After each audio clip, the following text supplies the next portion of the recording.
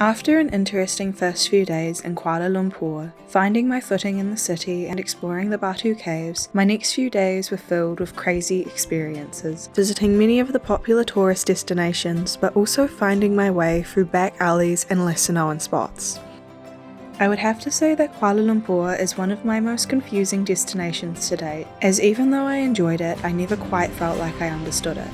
Join me as I explore crazy shopping malls, the Twin Towers, the Menara Building, stay in an epic space capsule, eat delicious Malaysian food, stop in at my favourite cafes, and visit the botanical gardens. I hope you enjoy. Having ticked the Batu Caves off my list, as well as exploring Chinatown, it was time to head to some of the big malls, starting off with Pavillion. This place is massive, with a variety of luxury stores as well as regular mainstream retailers.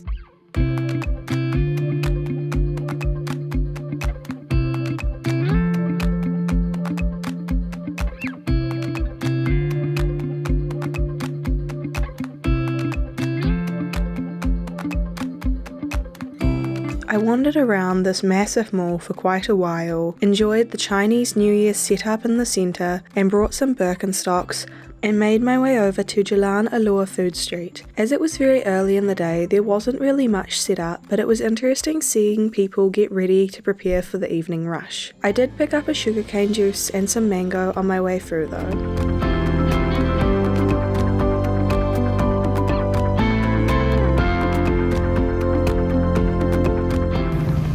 Either I have a gastro bug or food poisoning right now, and honestly, I know it will be so much better at night, but also I'm concerned with the fact that I will probably throw up food if I eat it that isn't just fruit or coffee. I made it to Menara Times Square, another massive mall, but unfortunately I didn't stay here very long as I felt like I was going to pass out.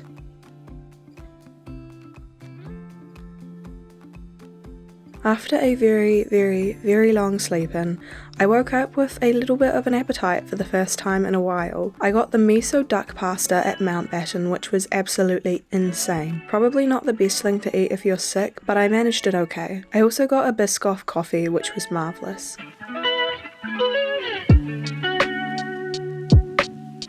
Once again, this was a rather short day, so I had a roti at an Indian place, which was nice, before heading back to my little space capsule to hole up for the night.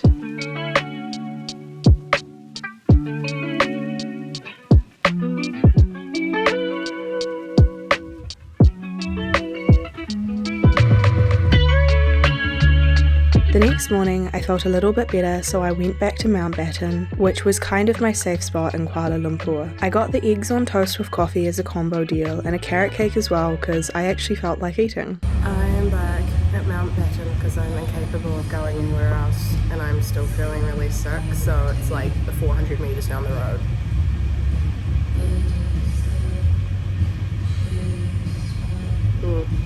And the coffee's a bit bitter, but it's actual coffee.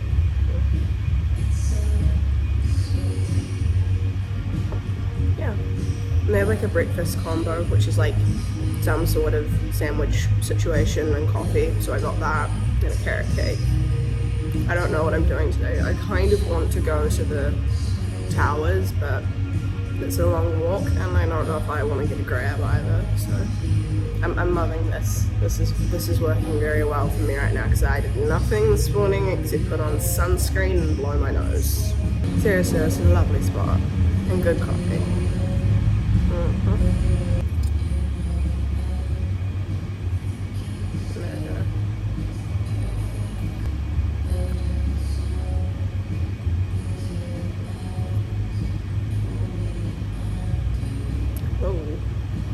Those are some very good scrambled eggs.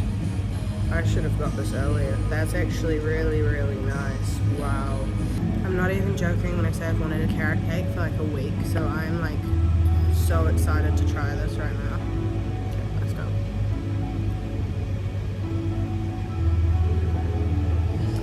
Ooh, it's moist. After enjoying my time there, I decided I would walk through to Menara, which is the highest telecommunication tower in Southeast Asia. I came here as I wanted to see the city skyline, but I also didn't want to pay the super expensive price at the Twin Towers. This one was 60 ringgit to go up to the indoor observation deck, and I was a little bit skeptical about it being worth it. However, seeing Kuala Lumpur from such a high viewpoint completely changes your perspective of the city, and the money was well spent. I loved looking through the binoculars, seeing what was out there close up. It's quite difficult to convey through video how big and vast Kuala Lumpur is, but it was cool to be able to see this entire landscape all at once and then zoom in on a particular area. I felt very high up and privileged and lordly, and here's a little Wes Anderson binocular montage for you.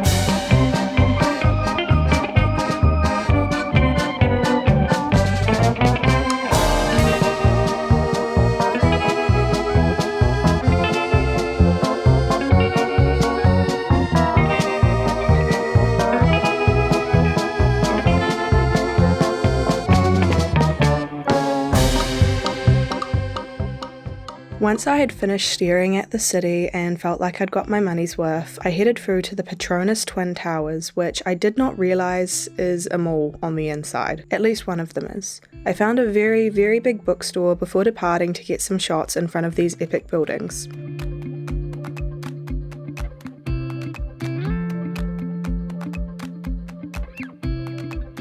From 1999 to 2004, these are actually the designated tallest buildings in the world, which is quite cool, and they are pretty big, I guess. However, because I was in Menara just before, it kind of made it seem a little bit less massive and intimidating. If I'm honest, I mainly enjoyed the symmetricality and the architecture more than anything else, and, posing in front of it. Just to clarify, I'm not a poser who is self-obsessed, I just like nice shots and good composition. When I was done getting my cool shots, I walked through to the Kuala Lumpur City Centre Park. This place was lovely, a beautiful respite after being in chaotic traffic and walking through the streets. There were a lot of people just sitting here, kind of milling about, and I really enjoyed watching them relax.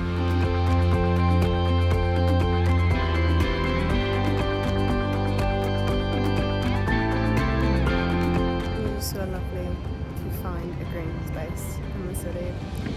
It's very calming, it's calmed me down, I like it a lot, it's lovely. As I was walking back, I saw some people lining up for what looked like street food, and it was actually a store opening offer. I got a chicken roti for 5 ringgit, and oh my goodness, it was one of the best things I ate.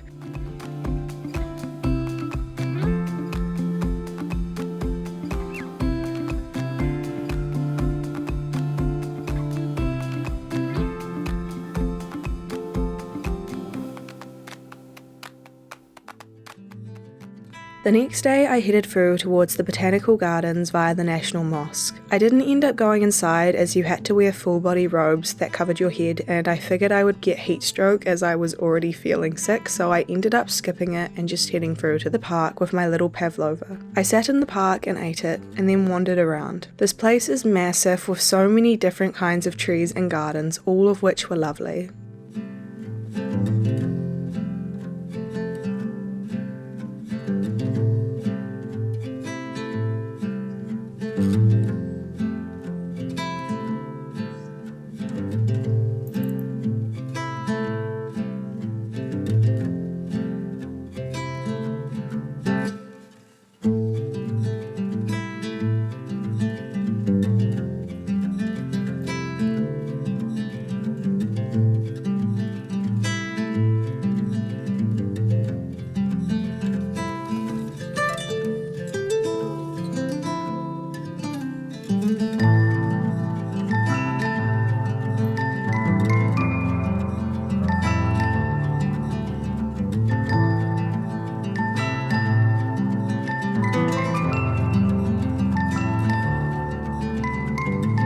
At the end of all my exploring, I had worked up quite an appetite and I stopped for some Nasi Lemak at the Central Market food court. This was freaking amazing, so good, nothing else to say. My last day in Kuala Lumpur obviously had to be at Mountbatten.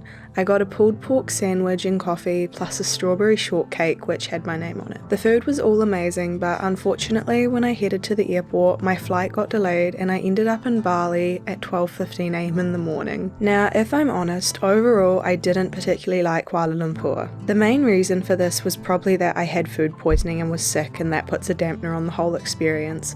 But it was mainly because I didn't personally feel very safe as a solo female traveller in the city. I think this is important to note as I don't feel like a lot of people will talk about a city negatively. I did meet some nice locals and I thought the food in Malaysia was spectacular, but overall I didn't particularly enjoy it because I didn't feel safe. It may have just been the area I was staying in, so take everything I say with a grain of salt. However, I hope you've enjoyed following me through my time in Kuala Lumpur and you'll tune in to see my adventures in Bali, the cliche travel destination. Thanks for watching and toodles!